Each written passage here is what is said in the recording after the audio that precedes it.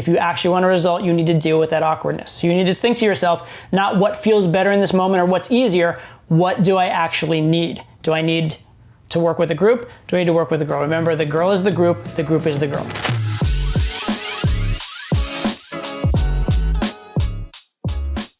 Hi, and welcome to the Nightgame mini course. Before I get into the tactics, techniques, and methods to get you better at meeting girls in the nighttime, I want to talk to you a little bit about why Nightgame is important, why I love Nightgame, why you want to learn Nightgame, even if you already do other things like online game, meeting girls in the daytime, meeting girls through your circle of friends, whatever. See, there are some distinct advantages to Nightgame over pretty much any other form of game.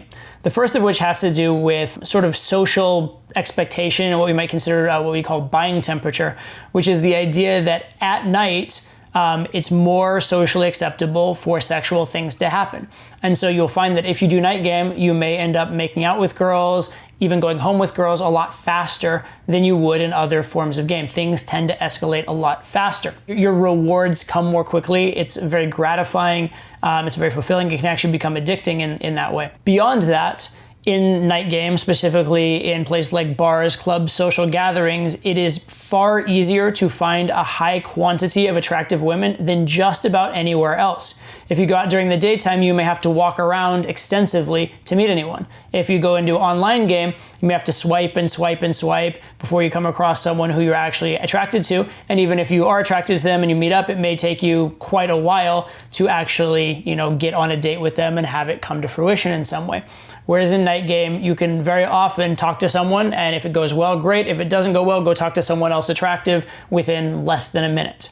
So the opportunities from night game for success with women are, pretty incredible in that regard. A possible third reason why a lot of people prefer night game is that for a lot of people, it seems more socially acceptable. So for example, if you go and walk up to someone in the middle of their day when they're out shopping at the mall or just got off work, you may feel as though you're interrupting them in some regard. Whereas if someone's actually out at a bar or a nightclub, to some degree they've kind of accepted and acknowledged that they're going to be talked to. So it gives you a little bit more of an implied social contract with them. This may or may not actually be the case in reality, but a lot of people do feel it's the case. And so this does make it a lot easier for a lot of people to learn night game and feel more socially acceptable doing it.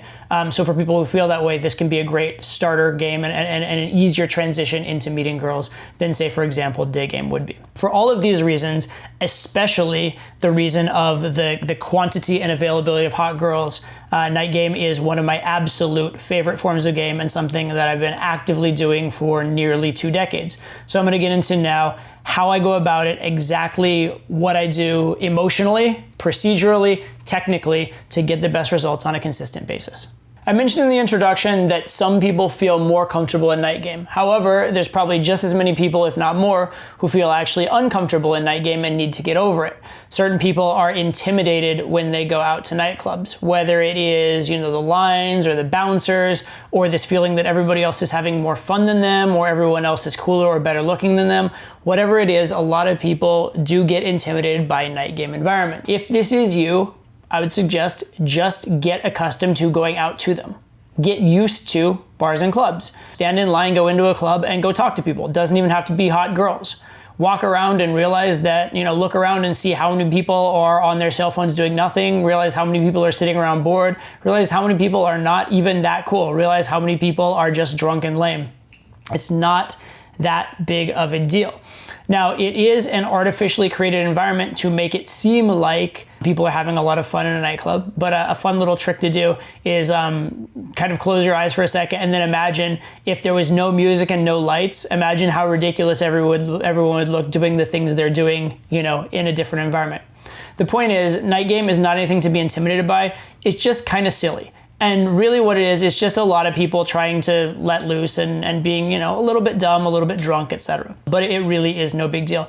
And you can certainly find a variety of venues that you like, right? Night game has a lot of different sort of facets. If you like dancing, you can go to a loud dance club and just shake and grind and get physical and not worry about your words if that's where you feel your best. If you feel more comfortable at like an upscale lounge, you want to use your words and be witty, you can certainly find that. And then you don't have to be physical. You don't have to bump and grind and get close. If you don't like those places because you find them pretentious, you can certainly find dive bars and that sort of stuff. And you can even find divey type bars that do have attractive girls at them. I will say that the more attractive girls will tend to be at the more upscale venue, but that does not mean that's the only place you can meet them.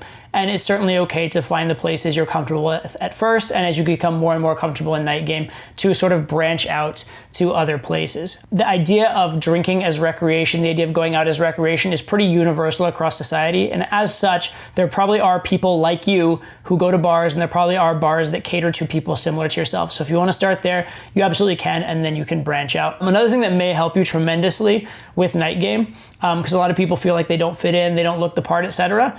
Go out one night, walk around, and just get an idea for what people are wearing in the place you want to go, and then go buy those clothes. You don't need a lot. You can buy one outfit, at least to start with, of the clothes that the cool kids are wearing.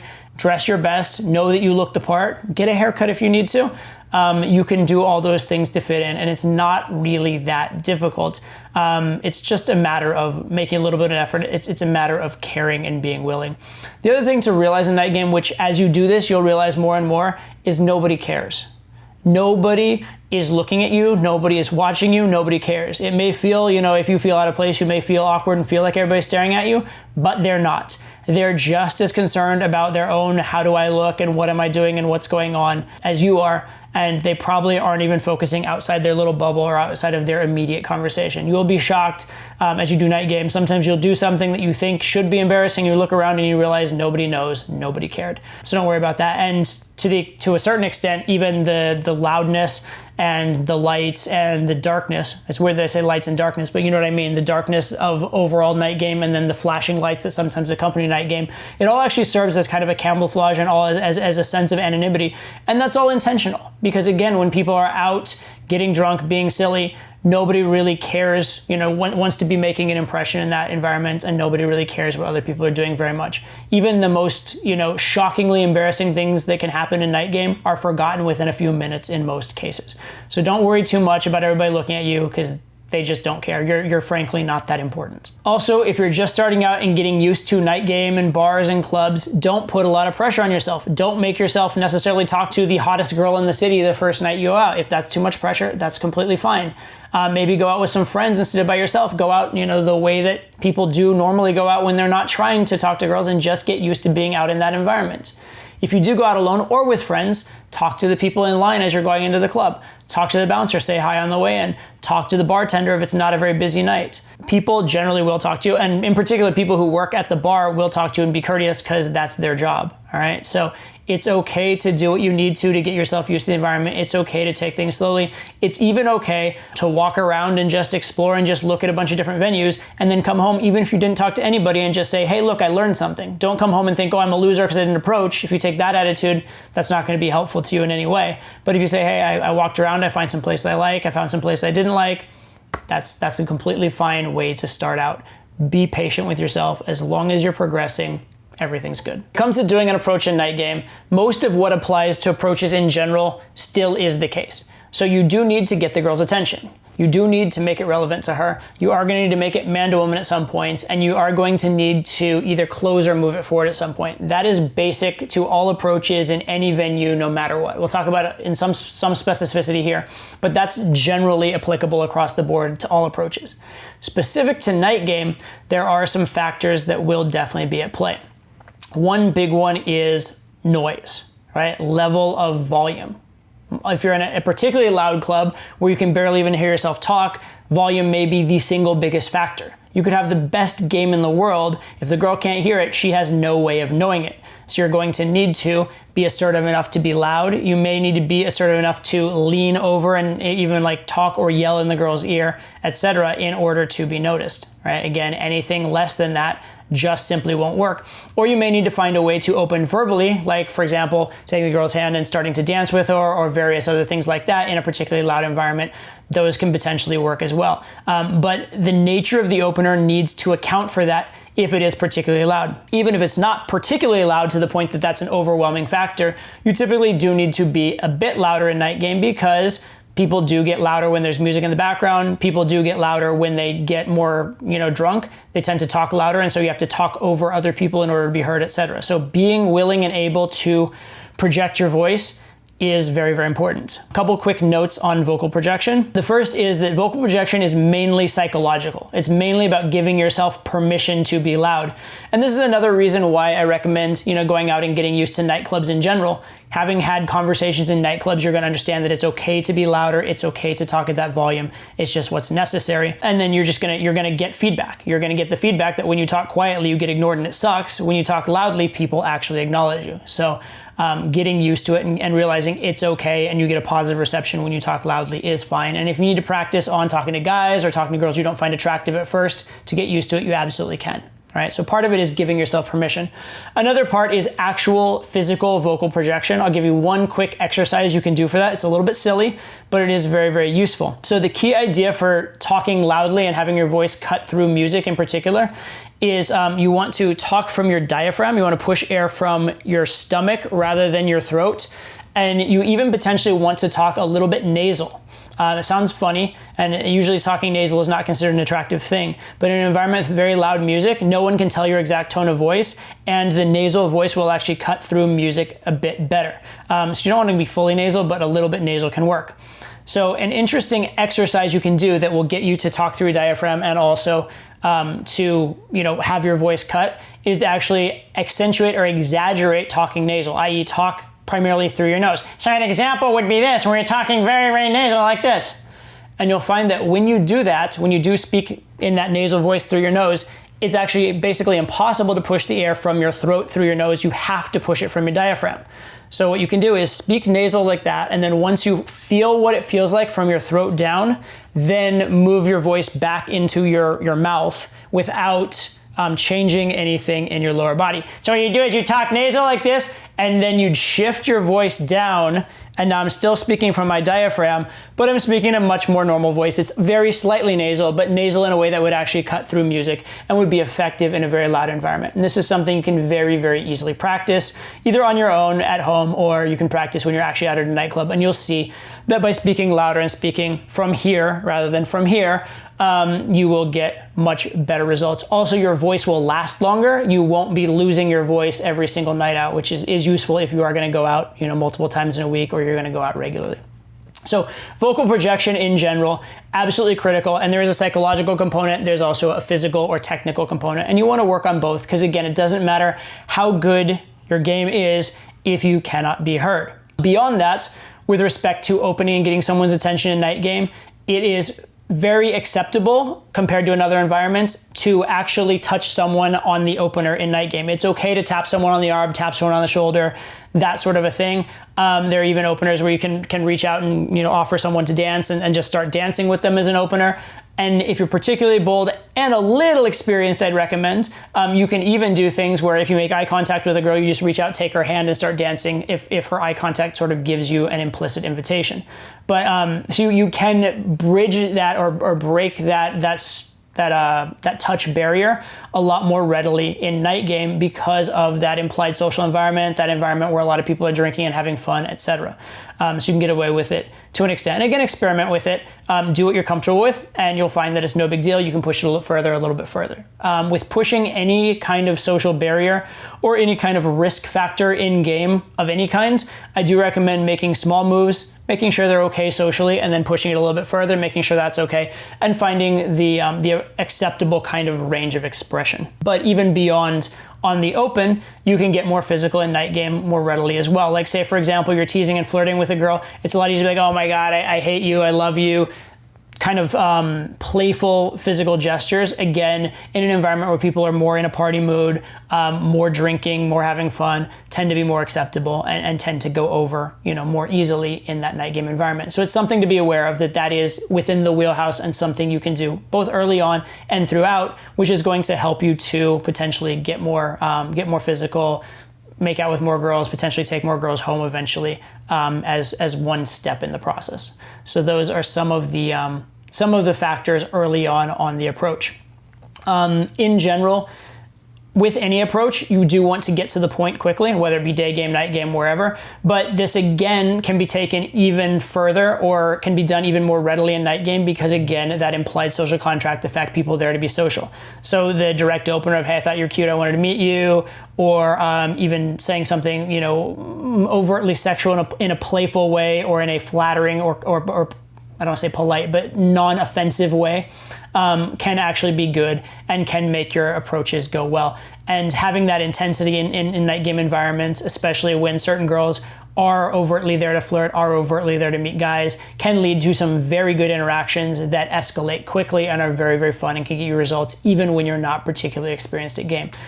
So I would recommend taking, erring on the side of a slightly more high-risk approach in night game than you would in, say, for example, day game. Once you have started a conversation with a girl in night game, where do you want to take it from there? What is your trajectory?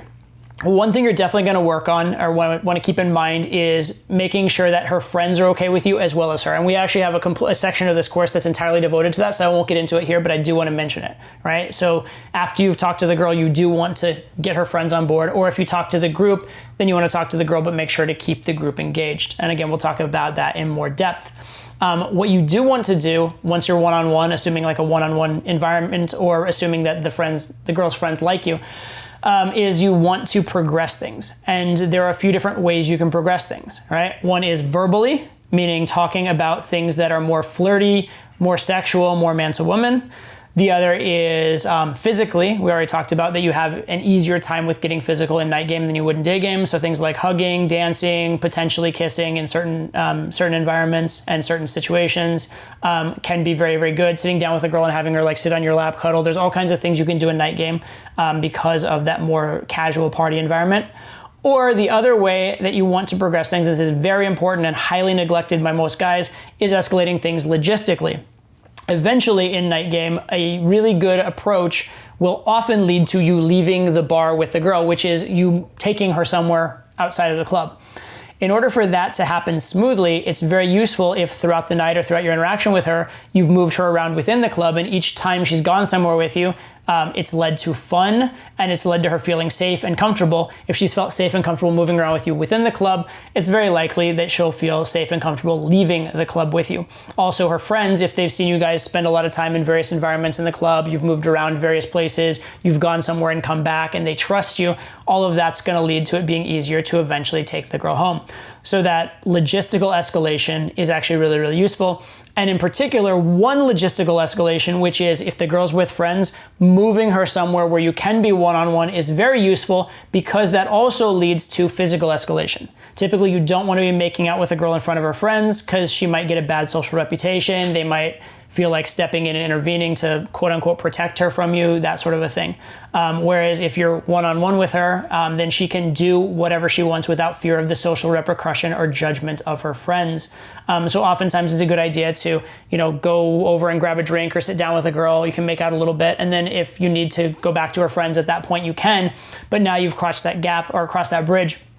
And you can then be more sort of covertly sexual, whisper things in her ear, do things like that are more acceptable in front of her friends, but you've already kind of acknowledged you like each other by kissing. And that can be really good for building comfort, getting the friends okay with you, but also having had that physicality. Because typically, if you get to a point in the interaction where you could have been physical and then you don't, you will tend to lose momentum for the lack, right? Things are escalating, it's getting more intense, feeling more interesting, more fun, and then it plateaus, starts to get boring, and then the girl, her eyes wander, she sees some other guy, who knows, right? So you don't want to be going backwards. You want to keep things moving forward in one of those three ways, whether it be, again, verbal, physical, or logistical. Let's talk about your night in general. While your night is composed of individual specific interactions with individual specific girls, there is an overall sort of storyline, an overall strategy, an overall arc to your night. And that is because you probably are going to approach in most nights where you go out more than one girl. It may happen that the first girl you talk to, you go home with, but in most nights you probably will end up talking to multiple people.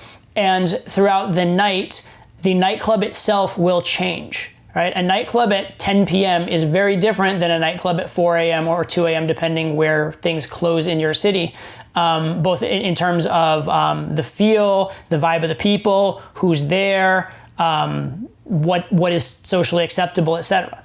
At the very beginning of the night at 10 p.m. or sometimes even earlier in some places, or sometimes later, sometimes maybe midnight, but at the start of the night, people came with their groups. They kind of are being polite. They haven't had that much to drink yet. They're just kind of feeling out the place. They may even be a little uncomfortable or may still be like, haven't loosened up themselves. And the conversations will tend to be a little more on the logical side, a little more on the verbal side. There'll be less of people getting physical, etc. Fast forward to the end of the night, a lot of people have already gone home. A lot of people who are still there, their friends may have gone home and now they're by themselves and they have less of this like social constraint. Even if their friends are still there, they've spent, 4 or 6 or whatever hours with their friends already, and they no longer have a social obligation to their friends in the same way. And it's more okay for them to go off with a stranger, different things along those lines. Also, again, people have been drinking throughout the night, people have been dancing throughout the night, they've been like potentially meeting other people and getting turned on throughout the night. And so the vibe is very different as the night progresses. So early on in the night, your interactions will tend to be longer and more verbal at the start. And then if you stay with one girl for a long period of time, it can sort of escalate as the night escalates. If you do meet a girl towards the very end of the night, it's not uncommon that you could meet a girl and start making out within a few minutes or even almost instantly in some cases. And in general, your interactions may be a lot more physical and may lead to more sexual intimacy more quickly. It's just the nature of how the night progresses. So with that in mind, it's okay to talk to people at the start of the night and feel out who it is you want to end up with at the end of the night. Because while it is entirely possible to take home the first girl you talk to in the night, and it is also entirely possible to take someone home early in the night, a lot of taking someone home will kind of occur once the night has reached its peak or climax, or has started to go past its peak or climax, right? In general, a particular nightclub, let's say if it's going from, let's say like from 10 to 2, right? From about 10, 11, it's like ramping up. It's kind of like hitting its stride, hitting its peak. Around like 12 to 1, in there might be like the peak time. And then that 1 to 2 is where either a lot of people are going home, either because they met someone they're going home or they get tired and they're going home. And then the people that are still there are more in like a sexual mood, more in a ready to hook up mood. In some cases, some of the attractive people you may want to hook up with may have already gone home by then. So there's pros and cons to that very end of the night period. So being aware of the phase of the night, knowing where you're coming in to the interaction and knowing what the likely kind of like perspective and outlook of the person you're talking to is useful. Now that said, you do want to calibrate to the particular person, because it's quite possible, I say this kind of like jokingly, right? It's even if it's 4 a.m., it's not 4 a.m. to her necessarily, and even if it's 10 p.m., it's not necessarily 10 p.m. to her. So let's say, for example, it is 10 p.m. and say it's on like a Saturday night. But you're with a group of girls that has been drinking all through the afternoon since 2 p.m. and they're like 8 hours into like, drinking and partying and having a good time. And they're already almost all partied out. They're having a great time. They're also getting a little bit tired. Well, to that girl at 10 p.m., it may be 10 p.m. to you. To her, maybe it's 4 a.m. and she's in 4 a.m. mode. That said, if it's 4 a.m. and you've just walked out of the club, you're meeting some cute girls that are pouring out of the club, and you happen to meet a hot bartender that just got off work, well, she hasn't been partying all night, she's been working all night. To her, it's 10 p.m., or to her, it might even just be 8 p.m. in her kind of mentality of the world. So you want to calibrate to where the girl's at, what her kind of mentality is. But as you look at your night, there are a few things that are going to happen. The first is you're probably going to talk to a variety of people, and then from that, you're going to decide who you like, who likes you, and who's kind of worth your time. And then you're going to zero in on probably one girl towards the middle or end of the night who you've decided this is the girl you want to meet for tonight. And it's because probably some combination of you like each other and you're attracted to each other. Her logistics are good. Her friends will allow her to be with you. Different things along those lines. And that's the girl you select. If you find a girl who you really, really like, but her friends are not receptive and there's no way she can spend the entire evening with you, you can absolutely take a phone number, meet up, do dates, that kind of stuff. But generally the girl you want to spend the night with, or maybe potentially take home that night and make the focus of your night in terms of time, is the girl for whom kind of everything falls into place, right? She's attractive and also available to spend that time with you. So that's what you're ideally looking for. If you were to watch a time lapse of your night, you'd see you bouncing around a bit and talking to people at the start of the night and then settling into one interaction probably as the night goes on. Now, obviously, it could be you settle into that interaction, it doesn't go according to plan, and then you start bouncing around again at the end of the night. All these different things can happen. But the point I'm making to you is it is okay to do a variety of approaches. It's okay to warm up socially and talk to a lot of people at the start of the night. And it's okay to not stay with any one particular girl at the start of the night if you're not feeling the vibe with her, if she doesn't seem like she's going to be able to stay with you, later into the night, et cetera, et cetera. There's a variety of reasons for that. And you should not be the guy that gets ego about your percentages of how many people you talk to versus how many numbers, or how many people you talk to versus how many girls you took home from Nightgame. Your goal is, within taking the night as one holistic thing, to get the best results for you. It doesn't, if you go home with a hot girl, it doesn't matter how many girls you talk to get there. If you get a bunch of phone numbers that pan out to dates, it doesn't matter how many hot girls you had to talk to get there. Right? It's all about what the result is, and you want to do what's the most efficient. But if you start getting too attached to any one individual interaction in Nightgame, that can definitely lead to a negative night. It can lead to downward spirals, and a lot of guys do get caught up and get in their head because they get so attached to the results of every single approach. Try and treat the night holistically and strategically, and have fun. Right? Have fun, especially understanding at 10 p.m. if one approach doesn't go your way, your night isn't ruined. Right? You still have hours and hours of good approaches, hours of beautiful girls that you can talk to. Also, game doesn't just occur in the club. It can actually occur on the streets or the area around the club. Whether that be because of people leaving the club and you meet them afterwards. I mean, I know certain bars where I see more girls going home with guys they met in the parking lot after than from the actual bar itself. Also, don't neglect the idea of meeting girls on the way to the bar for a number of different reasons. One, because if you meet a girl kind of on the way to the bar and go in with her, it's kind of like you've become part of her social circle, part of her group, and it's very acceptable for you guys to stay together and good things to happen. It's kind of like you went into the bar on a little bit of a date with her already, so that can be really, really useful. Also, we'll talk about this in a little more depth and detail, but part of Nightgame is getting into high-end venues, and there are some venues where having girls with you will help you get in. There are many times when I wouldn't have gotten into a venue, but because I met a girl outside of the venue, I was able to get in, and then either I had a really good night with that girl, or even if that didn't go anywhere, I was able to meet other girls that I wouldn't have otherwise had access to. So gaming the streets is actually quite useful. And I will tell you, if I were under 21, I would absolutely go to the best area for bars in your town if I was between 18 and 21. And I would absolutely go meet the girls there and get good at Nightgame even before I go into bars. And you could get crazy, crazy results from just that in a lot of places. So let's talk about groups. I want you to keep the following sentence in mind. The girl is the group and the group is the girl. Keep that in mind at all times. In order to be successful in Nightgame or in any group environment, you need two things. You need the girl to like you and the group to like you. If you have the girl liking you and the group hates you, you're not going to get very far. You may be able to snatch a number as her friends drag her away, but you're not going to get very far. If the group loves you but the girl doesn't like you or is neutral about you, you're not really going to create much dynamic. You might at best make friends with the group and maybe see her again, or maybe you make a very superficial friendship out of it, but you're not going to get much. But if you get the group and the girl both liking you, you are absolutely in business, and they feed onto each other. Because the girl liking you, the group sees that, they'll like you more. The group liking you, they will act in such a way around you that's going to make the girl think of you as higher value and like you more. All right, so you want to manage the group and the girl. And in general, at any given moment, you want to think which of the two factors is the one most likely to derail things. If the girl likes you but the group doesn't like you very much, while it may feel good to flirt with the girl and ignore the cold group, if you actually want a result, you need to crack the group. You need to get them to like you as well.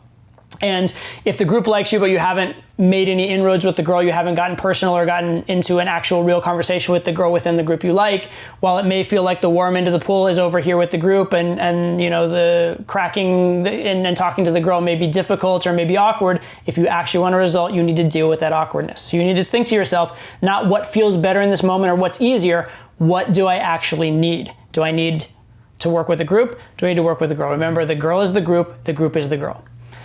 In general, when you talk to girls in bars, there are 4 categories of groups. Maybe 5, because you could throw in whether guys are there with them. So you can throw in with any of these groups whether there's guys present, right? But in terms of the number in a group, there is girls by themselves, a 1. You can do groups of 2, groups of 3, or groups of more than 3, right? Those are essentially the situations you're dealing with, and each one is a bit unique. When you're talking to a girl by herself, in some ways this is the easiest, because you don't have other girls kind of, running interference or vying for her attention or being protective or any of that kind of stuff. On the other hand, when you are dealing with a girl by herself, 2 things. Number 1, it may be fool's gold. It may be that the girl isn't actually by herself and it's actually not as opportune as you think. Oftentimes, if a girl's by herself in a bar, especially a hot girl by herself, she's not actually by herself. She's just waiting for her friends, or her friends are waiting for her, or something like that. In which case, when you open her one-on-one and then the friends come in, they're gonna think you're just some random guy hitting on her, which you kind of are, and they're gonna be protective, and you will be in a worse position than if you'd actually opened as a group. So it might actually not even be a benefit in that case that she is by herself. Also, when a girl's by herself, especially when you talk about really, really attractive girls, which again, are rarely by themselves, but if you do meet a very attractive girl by herself, it's actually strangely harder sometimes to get her to like you in that one-on-one situation to the degree you might be able to in a group. And this is because within a group, you'd be able to play off her friends, play off her groups, and get social proof and get sort of this external honest signal that you're a high-value guy that you can't get in the one-on-one interaction with the girl. So again, while it is very good logistically, and while if the girl likes you in a one-on-one situation, your odds of taking her home are massively improved, it sometimes is just actually better to meet a girl with her friends because of the extra social value you can create with friends. But that said, on net, a one-on-one, if you have good game, probably is the highest chance of taking a girl home in general. In some ways, groups of 2 girls are actually the opposite of girls all by themselves. And this is because when girls are out in a group of 2, they're kind of attached for the night in many cases, right? They came together, and if the one girl leaves, the other girl's just stuck there bored with no one to talk to, she's gonna be very attached to her friend, she's probably not gonna leave. So if you are gonna talk to girls in groups of 2, you really, really, really need to engage the friend. In fact, you maybe should talk more to the friend than to the girl you're actually interested in. Now you're gonna talk in a different manner, right? You're gonna talk in a much more flirtatious manner, potentially more sexual manner, more teasing manner with the girl you're into, and a more friendly and just open and positive manner with the other one. But you do really need to talk to both, all right? And throughout the night, that may just last and last and last. And this can be a problem. If you're trying to take a girl home and she's attached to her friend, then it may just not happen. And this is pretty much where winging comes into play, where having a wingman becomes very, very useful, is for these groups of 2, whether it be having your friend who you came out with talk to the friend and help you out, or finding a wingman in the club, finding someone to talk to this girl, whether you bump into some other people, you get them in a conversation, so that that other girl has someone to talk to, and that way you're able to talk one-on-one with your girl, which is what you would actually like to do. We'll talk more on winging in just a little bit, so I'm not going to go into too much depth about it here, but understand that basically girls in groups of 2 are what wingmen are for. Like, that is why wingmen exist. Right, is because it is very, very hard in a lot of cases to separate girls when they're just a group of 2.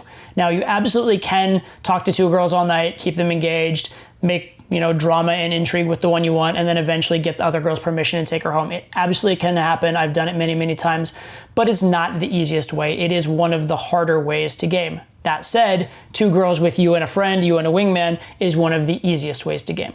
Groups of 3 are much, much easier than groups of 2.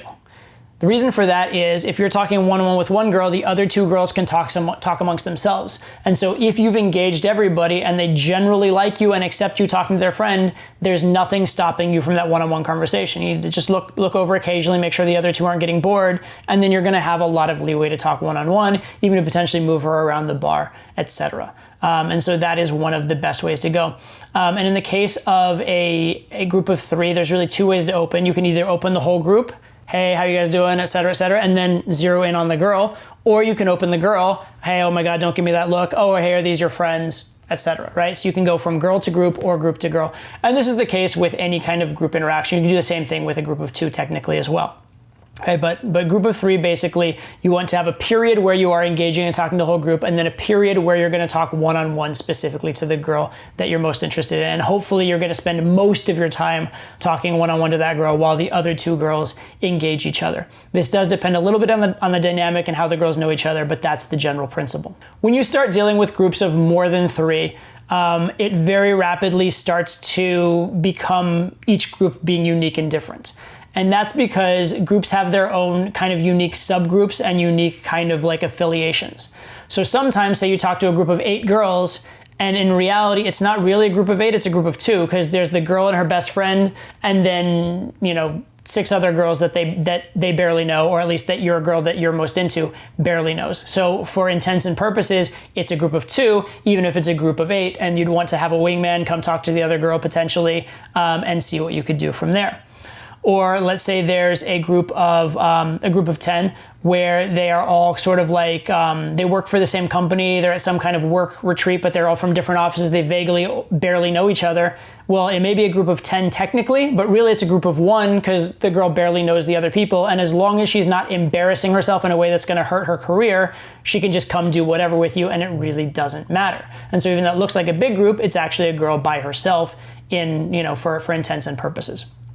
So the key question to ask with these bigger groups, and to an extent with the smaller groups, is how do you guys all know each other? You find out the relationships, you find out what are the available options, who you need to have on your side, and then you can go from there.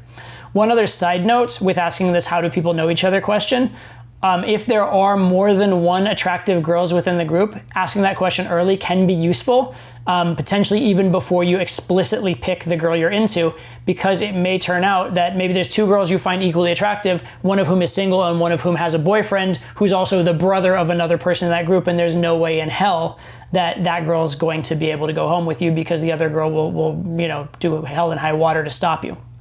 Okay, so just be careful about that. Asking how do you know each other early on in the group, and specifically asking how do you know each other to someone in the group who likes you rather than to someone who dislikes you, is very, very useful. If you ask someone who likes you, you're going to get a real and useful answer. If you ask someone who doesn't like you how they know each other, you're going to be told to buzz off or in some weird way, or you'll be lied to or something like that. So important that you ask it's the right person, but that's very, very useful for determining who's who within the group and knowing what people do you need to talk to, whose attention do you need to keep, whose approval do you need if you want to spend time with this girl that you're particularly interested in. Just to reiterate, I cannot emphasize enough how important dealing with groups is to effective night game. It is a unique characteristic to night game. People are out in groups more so in night game than anywhere else, and getting the group on your side, managing the group, getting used to talking to girls in groups rather than just waiting around just waiting for that one girl to be by herself, which means you wait around all night not talking to anybody because it doesn't happen very much. Learning how to talk to groups and learning how to manage groups, remember the girl is the group is the girl, is going to be so key to your positive experience and positive success in night game. I mentioned winging briefly when we talked about groups, so I want to go into a little more depth about winging. What is the usefulness of having a wingman? Well, a wingman can help you in a variety of ways throughout the night, but it can also hurt you if you kind of have a bad strategy or use your wingman in the wrong way. How can a wingman help you? Primarily what a wingman can do is in these situations where there are 2 girls, which happens very, very commonly, you and your wingman can talk each to 1 girl, and that way you can have a one-on-one conversation. And that allows you to isolate and potentially even take 2 girls home, the 2 of them, the 2 of you. Short of a one-on-one interaction, a 2-on-2 interaction is probably the highest percentage for taking girls home in night game. So it is very, very useful. If you do talk to 2 girls with your wingman, most of the time should be spent talking one-on-one to your own respective girls. However, it is good to have certain periods where you do talk amongst the whole group. And this is because you want the girl's friend to know you a little bit and trust you a little bit, so she'll be more okay with you being with her friend. And you similarly want your girl to know your wingman, to know that her friend is in okay hands, that he's not creepy or weird, etc., etc. Also, in talking to girls, you can say things on behalf of your wingman he can't say for himself, and vice versa. You can brag about him, and it's not bragging because you're saying it about him. Whereas if you were to say the same exact thing, it would be bragging. All right, so there's a lot of things you can do to establish value for your wingman. You can also do this thing of establishing value for your wingman in other interactions. Like if you're talking to a girl one-on-one, your wingman can come up and establish value for you, say cool things about you, but it's not really as useful or as important, and most are gonna wanna talk one-on-one. In a situation of 3 girls, 4 girls, or a big group, oftentimes you're actually better off not having a wingman, because now having that wingman doesn't help you to get one-on-one. You already can do that within the group because they can talk amongst themselves. And what happens when you have a wingman is you just have double the amount of variables that can go wrong, right? So if you mess up or your wingman messes up, you're screwed. Whereas if it is just you, you're only relying on yourself not to mess up.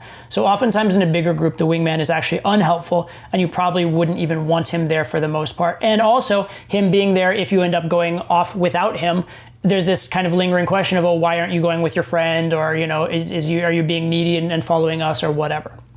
So oftentimes in bigger groups, the wingman's not particularly necessary or helpful. The other thing that people do wrong with wingmen is they get too attached to their wingman and then they forget to do their own approaches. Oftentimes I'll see 2 guys go out together and they're specifically looking for just 2 girls and just 2 girls and just 2 girls, and they see a hot girl in a group of 3 and they don't go approach her. Or see a hot girl standing by herself even and they don't approach her, which is just foolish. Right? Take the opportunities as they present themselves. And also that bigger group that you approach might end up actually being a 2-set or a group of 2 girls once you actually start talking to her, and then your wingman can come in. But don't let your wingman hold you back. Do the positive things you would do without him there, and just have him be there as a positive reference point and a useful asset when he is actually being useful, or when you can actually be useful to him. The other thing a wingman can do for you, which is often overlooked, is hopefully you and your wingman are friends, and it helps you to have fun throughout the night and helps you to talk to someone and stay social in between interactions, and can help keep you in a better mood. If that's the case, that's again another useful, reason to have a wingman. When you're with your wingman, you want to say good things about him and talk him up, or occasionally you can tease him, but you want to treat your wingman as someone who's already your friend and at least equally as important to you as the girls. If you completely ignore your wingman, you're going to be destroying his value, and if he ignores you, he's going to be destroying your value. Ideally, the vibe you'd like to create is the vibe that you and your wingman are having fun and the girls are invited to your collective party. If you can create that vibe, you're going to do very, very well. So let's talk about openers. Openers are probably not the single most important part of the interaction. They get probably more emphasis than they're due, but it is important because it is your first impression. It is getting things started, and also because if you have hesitancy on the opener or you're held back for an opening, you're never going to get to any of the other stages anyway. So the opener is important. If for no other reason, then it's absolutely necessary in every interaction to at least have some kind of opener.